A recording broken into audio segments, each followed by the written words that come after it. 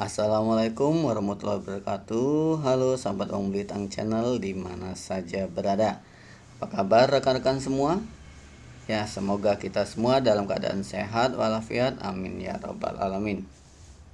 Sahabat Wong Blitang Channel di mana saja berada, pada kesempatan kali ini kami akan berbagi seputar kurikulum merdeka, yaitu khusus pada pembelajaran berdiferensiasi. Kami juga mengingatkan kepada rekan-rekan, kami sudah berbagi banyak hal tentang pendidikan maupun teknologi. Di situ kami juga sudah membuat playlist, yaitu diantaranya tentang rapor pendidikan, UPPPG, kurikulum merdeka, PPG, Ukom fungsional guru, dan juga Ukom jabatan fungsional guru ke jabatan fungsional pengawas. Nah, silakan rekan-rekan untuk lebih jelasnya berkunjung ke beranda kami dan klik bagian playlist. Di situ kami sudah membuat playlist yang kami maksud tadi. Silakan sesuaikan dengan kebutuhan dari rekan-rekan semua. Terima kasih sebelumnya. Sebelum kita lanjut, seperti biasa kami mohon bantuan untuk like, share, dan subscribe, karena dengan bantuan like, share, and subscribe dari rekan-rekan kami tambah lagi bersemangat dan terus bersemangat dalam membahas atau berbagi tentang pendidikan dan teknologi. Kita langsung masuk, yaitu pembahasannya, yaitu tentang pembelajaran berdiferensiasi. Pembelajaran diferensiasi ini yang membedakan ketika kurikulum K13 dengan kurikulum merdeka. Di sini kami menyediakan gambar. Di sini ada monyet, ada penguin dan sebagainya. Nggak mungkin kita anggap aja kita menentukan bahwa beraneka ragam itu sebagai murid dan kita tidak bisa membuat evaluasi yang kita samakan. Contoh di sini evaluasinya, please climb that tree. Nah, silakan panjat pohon tersebut. Ya, otomatis yang bisa manjat adalah yang memang punya keahlian atau yang minat yang memanjat, sedangkan yang nggak bisa memanjat nggak akan bisa mencapai pohon tersebut. Berikutnya, nah ini salah satunya, yaitu satu ukuran itu tidak akan sesuai, tidak akan sama atau tidak akan cocok dengan untuk yang lainnya. Salah satu contoh ini adalah ukuran jas. Kita lihat satu ukuran tetapi digunakan untuk semua ukuran tubuh. Nah, jadi hasilnya tidak akan sesuai dengan porsi masing-masing. Di sini ada kita mengutip dari Ki Hajar Dewantara, yaitu anak-anak hidup dan tumbuh sesuai kodratnya sendiri. Pendidik itu hanya dapat merawat dan menuntun tumbuhnya kodrat itu. Pembelajaran berdiferensiasi itu adalah salah satu cara untuk guru memenuhi kebutuhan setiap peserta didik. Tidak frustasi dan merasa gagal dalam pengalaman belajar. Ciri-ciri pembelajaran berdiferensiasi yaitu bersifat proaktif, kualitas daripada kuantitas, berakar pada asesmen, menyediakan berbagai strategi, berorientasi pada peserta didik, mix pembelajaran individu dan klasikal, dan bersifat hidup. Prinsip pembelajaran berdiferensiasi yaitu lingkungan belajar, kurikulum yang berkualitas, asesmen berkelanjutan, pengajaran responsif, dan kepemimpinan dan rutinitas di kelas. Nah, di sini pembelajaran berdiferensiasi harusnya berakar pada kebutuhan belajar murid apa saja, yaitu contoh kesiapan belajar, minat murid, dan profil pelajar murid. Kesiapan belajar yaitu cara pikir guru, yaitu bahwa setiap peserta didik itu memiliki potensi, yaitu untuk tumbuh baik secara fisik, mental, kemampuan, dan intelektualnya. Nah, untuk minat, yaitu guru bisa menanyakan kepada peserta didik tentang apa yang diminati, hobi, dan apa pelajaran yang disukainya. Nah, untuk profil belajar murid atau gaya belajar murid itu ada 3, yaitu auditory, visual, dan kinestetik. Elemen pembelajaran berdiferensiasi itu ada, yaitu elemen konten, proses, produk, dan lingkungan belajar. Untuk konten yaitu materi apa yang akan diajarkan oleh guru di kelas atau materi yang akan dipelajari oleh peserta didik di kelas. Untuk proses yaitu kegiatan-kegiatan yang bermakna yang dilakukan peserta didik di dalam kelas yang harus dibedakan, yang juga berdasarkan dengan kesiapan, minat, dan juga profil belajar peserta didik. Untuk produk itu sifatnya sumatif dan perlu diberi nilai. Produk lebih membutuhkan waktu yang lama untuk menyelesaikan dan melibatkan pemahaman yang lebih luas dan mendalam dari peserta didik. Sedangkan lingkungan belajar yang dimaksud adalah meliputi susunan kelas secara personal, sosial, dan fisik.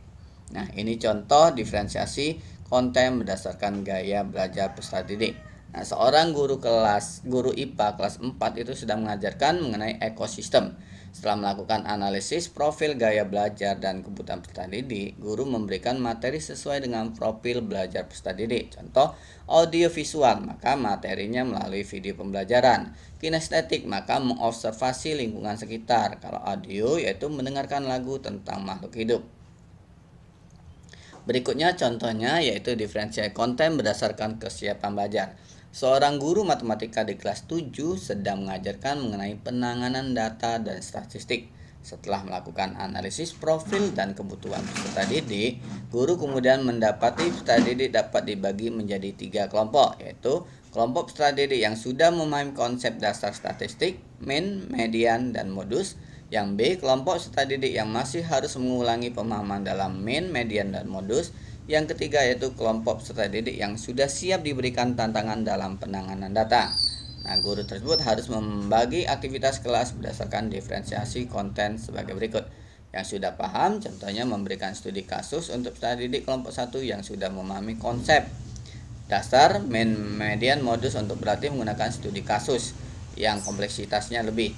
Untuk yang masih mengulang latihan soalnya yaitu dijelaskan ulang kembali mengerjakan latihan soal yang sudah pernah dilakukan di kelas bersama dengan guru sebagai penguatan materi. Nah, untuk yang ketiga yang siap diberi tantangan yaitu mengadakan survei dan mengumpulkan data dari sekolah lalu mengelompokkan data menjadi mean, median, dan modus. Jadi ada 3 kelompok pembelajarannya. Contoh diferensiasi konten berdasarkan minat. Nah, seorang guru sastra Inggris di kelas 10 sedang mengajarkan mengenai menulis analisis perbandingan 2 karya sastra puisi. Setelah melakukan analisis profil dan kebutuhan peserta didik, guru kemudian mendapati peserta didik memiliki minat yang berbeda-beda. Kemudian guru memberikan 2 puisi kepada peserta didik berdasarkan minat masing-masing. Yang kelompok yang A yaitu menyukai alam, maka diberi puisi berhubungan dengan alam, contoh pantai, gunung, lautan, dan sebagainya. Yang kelompok berikutnya peserta didik yang menyukai musik itu diberi puisi yang dimusikalisasi atau puisi yang berhubungan dengan seni ataupun instrumen musik. Yang ketiga yaitu kelompok peserta didik yang menyukai hal-hal bersifat teoritis, maka diberikan puisi yang berhubungan dengan hal-hal filosofi atau proses berpikir abstrak atau juga perenungan diri. Dan yang kelompok berikutnya kelompok peserta didik yang menyukai hal-hal sosial itu diberi puisi yang berhubungan dengan masalah sosial, keadaan masyarakat, persamaan hak, emansipasi, toleransi, dan sebagainya. Contoh diferensiasi proses berdasarkan kesiapan belajar. Seorang guru matematika kelas 3 sedang mengajarkan mengenai perkalian 2 digit. Guru melakukan pre-assessment dan mendapatkan pemetaan berdasarkan pemahaman konsep perkalian. Berdasarkan kesiapan anak yang didapat dari pre-assessment, guru mengenalkan perkalian dalam beberapa cara. Yang pertama, kelompok peserta didik yang masih membutuhkan media untuk penjumlahan diberikan melalui penjumlahan berulang menggunakan tabel angka. B. Kelompok peserta didik yang mulai lancar penjumlahan berulang tanpa media menggunakan pola dari hitung lompat. C. Kelompok peserta didik yang sudah lancar menyelesaikan perkalian menggunakan beberapa strategi mental math untuk mulai lancar perkalian. Contoh diferensiasi proses berdasarkan minat peserta didik. Di kegiatan matematika kelas 2 mengenai satuan ukur, peserta didik dapat mencoba menggunakan mistar ukur untuk mengukur panjang objek yang sesuai dengan minatnya. Kelompok yang A yaitu menyukai alam, maka dapat mengukur lingkar pohon, tinggi tanaman. B. Kelompok peserta didik yang menyukai seni dapat mengukur dekorasi atau hiasan yang ada di kelas atau sekolah dan rumah. Yang C. Kelompok peserta didik yang menyukai kegiatan fisik dapat mengukur jauh atau tinggi lompatan yang dapat dilakukannya. Oke. Contoh diferensiasi proses berdasarkan gaya belajar peserta didik. Contohnya di kegiatan IPA kelas 3 mengenai sistem pencernaan, peserta didik dapat menggali informasi mengenai sistem pencernaan dari beberapa media berdasarkan gaya belajar peserta didik. Audiovisual dapat menggali informasi melalui video pembelajaran. Kinestetik menggali lingkungan sekitar. visual menggali informasi melalui buku atau infografis. Contoh diferensiasi produk berdasarkan minat peserta didik, seorang guru bahasa Indonesia kelas 5 memiliki tujuan pembelajaran agar peserta didik mampu menganalisis ide informasi melalui asesmen diagnostik guru, kemudian dapat membedakan produk akhir setiap kelompok peserta didik. Yang A, kelompok peserta didik yang masih harus mengulang pemahaman dalam main media modus akan diberi tugas menampilkan laporan hasil analisis sebuah data melalui sebuah tabel dan diagram sederhana. Yang B, kelompok peserta didik yang sudah memahami konsep dasar statistik main median modus akan diberi tugas menampilkan laporan analisis dua buah data menggunakan sebuah model diagram. Yang C, kelompok peserta didik yang sudah siap diberikan tantangan dalam penanganan data akan diminta untuk menampilkan laporan analisis dua buah data dalam berbagai model diagram. Oke, ini contoh diferensi produk berdasarkan gaya belajar peserta didik. Tujuan pembelajaran IPS di SMA kelas 10 adalah mengimplementasikan fungsi manajemen dalam kegiatan sekolah dengan mempertimbangkan profil belajar peserta didik sesuai dengan preferensi belajarnya. Peserta didik dapat melaporkan kegiatan belajar terkait manajemen kegiatan sekolah melalui produk yang berbeda. Yang maka A, peserta didik yang cenderung belajar secara visual dapat memilih produk akhir berupa poster, cerita bergambar, dan sebagainya. Yang B, peserta didik yang cenderung belajar lebih baik secara kinestetik dapat membuat produk akhir berupa role play, bermain, dan sebagainya. Yang C, peserta didik yang cenderung belajar secara audio dapat membuat podcast atau video pendek yang menjelaskan manajemen kegiatan sekolah yang dilakukannya. Nah, secara garis besar ini tahapan pelaksanaan pembelajaran berdiferensiasi. Yang pertama, asesmen diagnostik atau yang sering kalau sekarang dikenal dengan asesmen awal, yaitu tentang kesiapan, minat, cara belajar, dan kurikulum apa tujuan pembelajarannya. Kita tentukan dulu. Yang berikutnya yaitu konten, apa cakupan materi yang diajarkan. Nah, yang berikutnya untuk tindak lanjut asesmen tadi yaitu bagaimana guru merancang pembelajaran dan mengelompokkan murid. Selanjutnya asesmen dan produk, dan selanjutnya evaluasi, dan berulang lagi ke asesmen awal dan seterusnya. Nah, itu untuk pembelajaran berdiferensiasi. Nah, jadi kalau misalnya rekan-rekan belum memahami apa itu maksud dari pembelajaran berdiferensiasi, semoga video ini bisa bermanfaat bagi rekan-rekan.